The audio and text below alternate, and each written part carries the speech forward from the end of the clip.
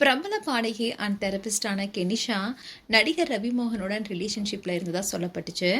And நடிகர் Ravi Mohan and அவருடைய முன்னாள் மனைவி ஆர்த்தி ரவி இவங்களுடைய விவாகரத்து வழக்கும் இப்போ நீதிமன்றத்தில் நிலுவையில் இருக்கு. இப்படி இருக்க சொல்லதான் ஆர்த்தி ரவிக்கு எதிராக சோசியல் மீடியாவில் பல அவதூறு கருத்துக்களை பரப்பியதா சொல்லி கெனிஷாவுக்கு எதிராக சென்னை உயர்நீதிமன்றம் உத்தரவும் பிறப்பிச்சாங்க. இதனால கோவப்பட்ட கெனிஷாவோ சோசியல் மீடியால இருந்தே நான் விலகுவதாகவும் சென்னை அண்ட் சினிமா துறையை விட்டும் வெளியேறதாகவும் கண்ணீரோட சில வீடியோஸையும் ஷேர் பண்ணியிருந்தாங்க. இதை தொடர்ந்து தான் துபாய் நீதிமன்றமும் கெனிஷாவுக்கு சில மோசடி வழக்கு காரணமா அபராதமும் விதித்திருந்தாங்க. இப்படி இருக்க சொல்லதான் கெனிஷா குறித்து பல விஷயங்கள் இப்ப வெளியாகிட்டு இருக்கு. இது தொடர்ந்து தான் கெனிஷா குறித்து ரீசெண்டா கெனிஷாவால பாதிக்கப்பட்ட மெர்லின் கூட நிறைய யூடியூப் சேனல்ல இன்டர்வியூ கொடுத்திருக்காங்க. அதுல கெனிஷா குறித்தும் அவங்களுடைய பல மோசடி குறித்தும் பேசியிருக்காங்க. அதுலயும் குறிப்பா அவங்க என்ன சொல்லியிருந்தாங்கன்னா, இப்போ துபாய்க்கு ரவிமோகனால போக முடியாது, அப்படி போனான்னா அவரையே கைது செய்வாங்கன்னு பல திடுக்கிடும் தகவலை சொல்லியிருந்தாங்க.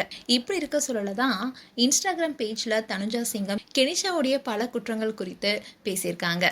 இதனால தனுஜா கிட்ட பலரும் கெனிஷாவுடைய மோசடி குறித்து டைரக்டா மெசேஜ் பண்ணி கேள்வி கேட்டிருக்காங்க. அதை பத்தி தான் தனுஜாவும் இப்போ பேசியிருக்காங்க.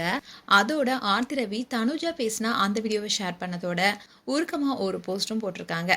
அதுல ஆர்த்தி என்ன சொல்லியிருக்காங்கன்னா, தனுஜா நீங்க எனக்கும் என்னுடைய மகன்களுக்கும் அளித்த அன்பும் ஆதரவும் எங்களுக்கு ரொம்பவே முக்கியமானதா இருந்தது. அதனால நீங்க எதிர்கொள்ள வேண்டிய விமர்சனங்களுக்கு நான் மன்னிப்பு கேட்டுக்கிறேன். ஆனா உங்களுடைய மன வலிமையை நான் எப்போதுமே பாராட்டியிருக்கேன். தயவு செஞ்சு உங்களுடைய இயல்பை ஒருபோதுமே மாத்திக்காதீங்க.